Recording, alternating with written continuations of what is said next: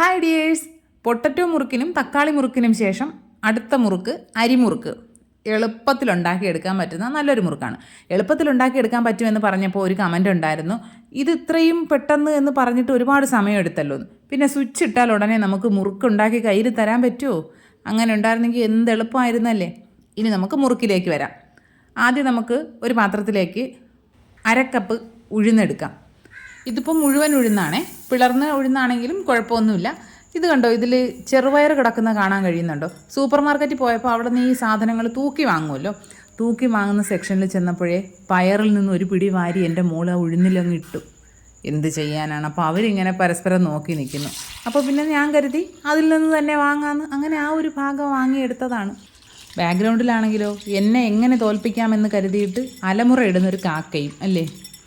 ഉഴുന്ന് നല്ലതുപോലെ കഴുകിയെടുക്കുക. കഴുകിയെടുത്തതിന് ശേഷം നമുക്ക് വേവിക്കാനായിട്ട് കുക്കറിലേക്ക് ഇട്ട് കൊടുക്കാം. കുക്കറിൽ ചേർത്തിട്ട് 1.5 കപ്പ് വെള്ളം ഒഴിക്കുക. ഞാനിപ്പോൾ അരക്കപ്പിൽ ഉഴുന്ന് അളന്നത് കൊണ്ട് ആ കപ്പിൽ തന്നെയാണ് വെള്ളം അളന്നൊഴിക്കുന്നത്. 1.5 കപ്പ് വെള്ളം ഒഴിച്ച് ഹൈ ഫ്ലെയിമിൽ ഒരു 3-4 വിസിലടിക്കുക. എന്നിട്ട് ഫ്ലെയിം ഓഫ് ചെയ്ത് മാറ്റി വയ്ക്കുക. അതിൻ്റെ പ്രഷർ മുഴുവനായിട്ടും പോയി കഴിഞ്ഞതിന് ശേഷം തുറന്ന് നോക്കുക. ഇതുപോലെ നല്ലതുപോലെ വെന്ത് കിട്ടും. നല്ല സൂപ്പറായിട്ട് വെന്തിട്ടുണ്ട്. ഇനി ഇതിനെ നമുക്ക് ഊറ്റി വെക്കണം. ഊറ്റി വെച്ചിട്ട് ആ വെള്ളം കളയണ്ട. പിന്നെ ഈ ചൂടോടുകൂടി തന്നെ നമുക്ക് അരയ്ക്കാനും കഴിയില്ല. അപ്പോൾ ചൂടൊന്ന് ആറി കിട്ടണം. അതുവരെ നമുക്കൊരു അരിപ്പയിലിട്ട് വെക്കാം. ആ വെള്ളത്തിൽ തന്നെ നമുക്ക് അരച്ചെടുക്കാനും പറ്റും. അപ്പോൾ ഇതെല്ലാം കൂടി ഡയറക്റ്റ് ഇട്ട് അരച്ചുകൂടെ എന്ന് ചോദിക്കും. അങ്ങനെ അരച്ചു കഴിഞ്ഞാൽ വെള്ളം കൂടിപ്പോവും. അത്രയും വെള്ളവും നമുക്ക് വേണ്ട. അതുകൊണ്ട് കുറച്ച് നമുക്ക് ആദ്യം അരച്ചെടുക്കാം. മിക്സിയുടെ ജാറിൽ എല്ലാം കൂടി ഒന്നിച്ചിട്ട് അരച്ചെടുത്ത് കഴിഞ്ഞാൽ ഒരുപാട് വെള്ളം വേണ്ടി വരും. അതുകൊണ്ട് ഇപ്പോൾ ഞാൻ 2 സെറ്റായിട്ടാണ് അരയ്ക്കുന്നത്. ആദ്യം വെള്ളമില്ലാതെ ഒന്ന് അരച്ച് നോക്കാം. അപ്പോൾ അരയുന്നുണ്ട് എങ്കിൽ കുഴപ്പമില്ല, അങ്ങനെ തന്നെ അരച്ചെടുക്കാം. ഇത് അരഞ്ഞിട്ടില്ലായിരുന്നു, അതുകൊണ്ട് ഞാൻ 1 ടേബിൾ സ്പൂൺ വെള്ളം ഊറ്റി മാറ്റി വെച്ചതിൽ നിന്ന് ചേർത്ത് കൊടുത്ത് നല്ല സോഫ്റ്റായിട്ട് അരച്ചെടുത്തു. നമ്മൾ എത്രത്തോളം വെള്ളം കുറച്ച് അരച്ചെടുക്കാൻ പറ്റുമോ അത്രത്തോളം അരച്ചെടുക്കണം കേട്ടോ. ക്യാമറ സെറ്റ് ചെയ്യുന്ന തിരക്കിൽ ട്രൈപോഡ് വരെ പൊട്ടിച്ചെടുത്തു. എന്ത് ചെയ്യാനാണ്? ഇനി ഈ ട്രൈപോഡ് വേറെ വാങ്ങേണ്ട അവസ്ഥയാണ്. പോട്ടെ. നമ്മൾ ഉഴുന്ന് മുഴുവനായിട്ട് അരച്ചെടുത്തിട്ടുണ്ട്. ഇനി അതിലേക്ക് പൊടി ചേർക്കണം. വറുത്ത അരിപ്പൊടി ചേർക്കണം. ഏതോ ഒരു വീഡിയോയിൽ ഞാൻ വറുത്ത അരിപ്പൊടി എന്ന് പറഞ്ഞപ്പോൾ അതിന് കമൻ്റ് ഉണ്ടായിരുന്നു, പച്ചരിപ്പൊടിയാണോന്ന്. അതെ, പച്ചരി കഴുകി ഉണക്കി പൊടിച്ച് വറുത്തെടുക്കുന്ന പൊടി. അതാണ് 1.5 കപ്പ് ചേർത്തിട്ടുണ്ട്. അതിലേക്ക് ഒരു 1/2 ടീസ്പൂൺ ഉപ്പ്, 1 ടീസ്പൂൺ എള്ള്, 2 ടീസ്പൂൺ നെയ്യ് ചേർത്ത് കൊടുക്കുന്നുണ്ട്.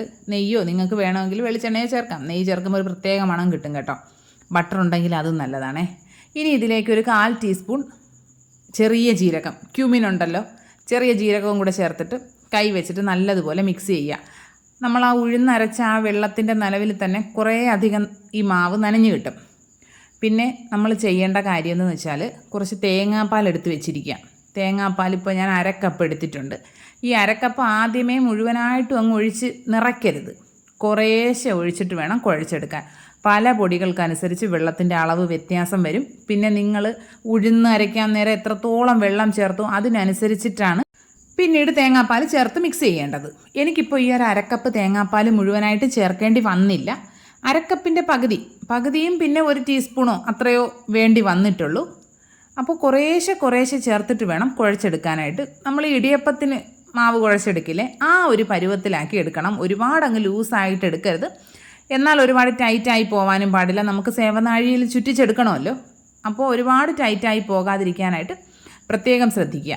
പിന്നെ ഇങ്ങനെ മാവ് കുഴച്ചുകൊണ്ടിരിക്കുമ്പോൾ എൻ്റെ മോള് കണ്ടു കഴിഞ്ഞാൽ അവൾക്കതിൽ നിന്നൊരു ബോൾ കൊടുക്കണം. എന്നാലേ എനിക്ക് സമാധാനം ഉണ്ടാവുള്ളൂ. നിങ്ങളുടെ വീട്ടിൽ ആരുടെയെങ്കിലും വീട്ടിലിങ്ങനെ ഉണ്ടോ? ഇതിവിടെ ചപ്പാത്തി ആയാലും എന്തിന് മാവ് കുഴച്ചാലും അത് അവൾക്ക് നിർബന്ധമാണേ.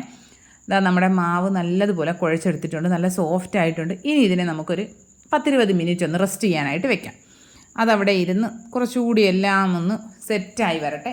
എന്നിട്ട് നമുക്ക് ബാക്കി പരിപാടികൾ. ഒരു 1/2 മണിക്കൂർ കഴിഞ്ഞിട്ടുണ്ട്. 1/2 മണിക്കൂറിന് ശേഷം ഞാൻ അതിൽ നിന്ന് കുറച്ച് മാവൊന്ന് മാറ്റി ഇതുപോലെ സേവനാഴിയിൽ വെക്കാൻ പരുവത്തിനായിട്ടൊന്ന് റോൾ ചെയ്തെടുത്തിട്ടുണ്ട്. ഈ അച്ചിലും വേണമെങ്കിൽ നമുക്ക് മുറുക്കുണ്ടാക്കാം. ഇത്തവണ ഒരു വെറൈറ്റിക്ക് വേണ്ടി ഞാൻ ഇതുപോലെ മറ്റേ മധുരസേവ ഉണ്ടാക്കുന്ന അച്ചുണ്ടല്ലോ, അതൊന്ന് എടുത്തിട്ടിട്ടുണ്ട്. ഇനി സേവനാഴിയിലേക്ക് കുറച്ച് വെളിച്ചെണ്ണയൊക്കെ ഒന്ന് സ്പ്രേ ചെയ്തതിന് ശേഷം മാവിട്ട് കൊടുക്കുക. എന്നിട്ട് നമുക്ക് ഇത്തവണ കുറച്ച് ഡെക്കറേഷൻ പിടിക്കണമെന്ന് ഞാൻ പറഞ്ഞല്ലോ, അതുകൊണ്ട് എളുപ്പത്തിന് വേണ്ടി ഇതുപോലെ നമ്മുടെ കണ്ണാപ്പയുടെ മുകളിൽ കുറച്ച് എണ്ണ ഒന്ന് തടവിയിട്ട് അതിന് മുകളിൽ ഇതുപോലെ ഒന്ന് ഷേപ്പ് ചെയ്ത് വെച്ച് കൊടുക്കുന്നുണ്ട്. പക്ഷേ ഇങ്ങനെ ഡയറക്റ്റ് ചെയ്തു ആദ്യം ഒരു സെറ്റ് ചെയ്തപ്പോൾ എന്ത് സംഭവിച്ചു? എണ്ണയ്ക്ക് തീരെ ചൂടില്ലായിരുന്നു. അതുകൊണ്ട് അത് മൊത്തം കലങ്ങിപ്പോയി. അതിൻ്റെ വീഡിയോ പുറത്ത് കാണിക്കാൻ കൊള്ളില്ല. ഇതിപ്പോൾ രണ്ടാമത്തെ സെറ്റിൽ ഞാൻ ചെയ്ത കാര്യമാണ് കേട്ടോ. ഇതും 2 എണ്ണം മാത്രമേ നേരെ കിട്ടിയുള്ളൂ. ഒരെണ്ണം അതിൽ കലങ്ങുകയാണ് ചെയ്തത്. കാര്യമെന്ന് വെച്ചാൽ നമ്മൾ ഈ എണ്ണയിലേക്ക് ഇടുമ്പം എണ്ണയ്ക്ക് നല്ല ചൂട് വേണം, ഇല്ലെങ്കിൽ ഈ മുറുക്ക് പൊട്ടി പോവും. അതൊരു അറിവാണ്. എല്ലാവരും മുറുക്കുണ്ടാക്കുമ്പോൾ ശ്രദ്ധിക്കേണ്ട കാര്യം, എണ്ണ നല്ലതുപോലെ ചൂടായിരിക്കണം. നമ്മൾ ഹൈ ഫ്ലെയിമിൽ ഇട്ടിട്ട് തന്നെ വേണം ഈ ഓരോ മുറുക്കും അതിലേക്ക് ഇട്ട് കൊടുക്കാനായിട്ട്. തിരിച്ചും മറിച്ചും ഒക്കെ ഇട്ട് കുക്ക് ചെയ്തെടുക്കണം. പിന്നെ ഒരുപാട് അങ്ങ് ഗോൾഡൻ കളറാക്കി കഴിഞ്ഞാൽ ചവയ്ക്കാൻ പറ്റില്ല. അത്രയ്ക്ക് അങ്ങ് മുറുക്ക് തിക്കായി പോവും. ഉഴുന്നും കൂടെ ചേർത്ത സാധനം ആയതുകൊണ്ട് നന്നായിട്ടിരുന്ന് അങ്ങ് മുറുകിപ്പോവും. ചവച്ച് പല്ലൊക്കെ ഒരു വഴിയാവും. അതുകൊണ്ട് അത് ശ്രദ്ധിക്കുക. പിന്നെ നമ്മൾ തീ കൂട്ടിയിട്ടിട്ടാണ് മുറുക്ക് അതിലേക്ക് ഇടുന്നത്. എന്നിട്ടൊരു മീഡിയം ഫ്ലെയിമിലാക്കി വെച്ച് വേണം കുക്ക് ചെയ്യാൻ. ലാസ്റ്റ് ഹൈ ഫ്ലെയിമിലിട്ടിട്ട് വേണം കോരിയെടുക്കാനായിട്ട്. ആദ്യത്തെ ഒരു 3-4 എണ്ണം ഞാൻ ഇതുപോലെ ചെയ്തെടുത്തേ. പിന്നെ എനിക്ക് അത്രയും മെനക്കെട്ട് നിൽക്കാൻ വയ്യാത്തത് കാരണം ഞാൻ നമ്മുടെ സാധാരണ മുള്ളുമുറുക്കിൻ്റെ അച്ചെടുത്തിട്ട് അതിലേക്കൊരു 2-3 തവണ ആക്കി സെറ്റ് ചെയ്തെടുത്തപ്പോൾ അടിപൊളി മുറുക്കായി കിട്ടിയിട്ടുണ്ട്. മുറുക്ക് ചെയ്യുമ്പോൾ പ്രത്യേകം ശ്രദ്ധിക്കേണ്ട കാര്യം, ഒന്ന് ഫ്ലെയിം നല്ലതുപോലെ ശ്രദ്ധിക്കുക. പിന്നെ വെള്ളം ഒരുപാട് കൂടി പോകാതിരിക്കാൻ ശ്രദ്ധിക്കുക. മാവ് ഒരുപാട് ടൈറ്റായി പോകാതിരിക്കാൻ ശ്രദ്ധിക്കുക. ഒരുപാട് ഗോൾഡൻ കളറാക്കി മൂപ്പിച്ചെടുക്കാതിരിക്കുക. ഇത്രയും അളവിൽ നിന്ന് തന്നെ അത്യാവശ്യം നല്ലൊരു ക്വാണ്ടിറ്റിയിൽ മുറുക്കുണ്ട്. അപ്പോൾ ഒരുപാട് പേരൊക്കെയുള്ള ഫാമിലി ആണെങ്കിൽ അളവ് കൂട്ടിയെടുത്ത് ചെയ്താൽ മതി. ഇതിപ്പോൾ ഒരു 3-4 പേരൊക്കെയുള്ള ഫാമിലിക്ക് കറക്റ്റ് അളവാണ്. 3-4 ദിവസമൊക്കെ സൂപ്പറായിട്ട് നമ്മൾ ടിന്നിലിട്ട് വെച്ച് കഴിഞ്ഞാൽ അവിടെ ഇരുന്നോളും. നല്ല ടേസ്റ്റാണ് കേട്ടോ, അടിപൊളി ടേസ്റ്റാണ്. ഞാനിപ്പോൾ ഈ വോയിസ് ഓവർ കൊടുക്കുന്നതിന് തൊട്ട് മുൻപ് വരെ കഴിച്ചതേ ഉള്ളൂ. അടിപൊളി ടേസ്റ്റാണ്, കറ് മുറുന്നിരിക്കും. നിങ്ങൾ എന്തായാലും ഒന്ന് ട്രൈ ചെയ്ത് നോക്കുക. എന്നിട്ട് ഫീഡ്ബാക്ക്സ് കമൻറ്റ് ബോക്സിൽ അറിയിക്കുക. വീഡിയോ ഇഷ്ടപ്പെട്ട് കഴിഞ്ഞാൽ ലൈക്ക് ചെയ്യുക, കമൻറ്റ് ചെയ്യുക, ഷെയർ ചെയ്യുക, ചാനൽ സബ്സ്ക്രൈബ് ചെയ്യുക. എൻ്റെ തക്കാളി മുറുക്കൊക്കെ ഒരുപാട് പേർക്ക് ഇഷ്ടപ്പെട്ടു. അത് ഏകദേശം 100K വ്യൂസിന് മുകളിൽ പോയിട്ടുണ്ട്. ഒരുപാട് നല്ല നല്ല കമൻസും കിട്ടിയിട്ടുണ്ടായിരുന്നു കേട്ടോ. അപ്പോൾ ഇതും ഒന്ന് ട്രൈ ചെയ്ത് നോക്കാം. പിന്നെ എൻ്റെ ഫ്രണ്ടിൻ്റെ മോളൊരു ഹായ് പറയാൻ പറഞ്ഞിട്ടുണ്ട്. അപ്പോൾ ആച്ചുകുഞ്ഞെ ഹായ്. ഇതാണ് നമ്മൾ ആദ്യം സ്റ്റൈലിൽ ഉണ്ടാക്കിയെടുത്ത മുറുക്ക്. അതും അടിപൊളിയാണേ, നല്ല ടേസ്റ്റാണ്. എല്ലാ കൂട്ടുകാരും ട്രൈ ചെയ്ത് നോക്കാം. ഇനി നമുക്ക് മറ്റൊരു അടിപൊളി വീഡിയോ ഇട്ട് ഉടനെ തന്നെ കാണാം. അതുവരെ ബൈ.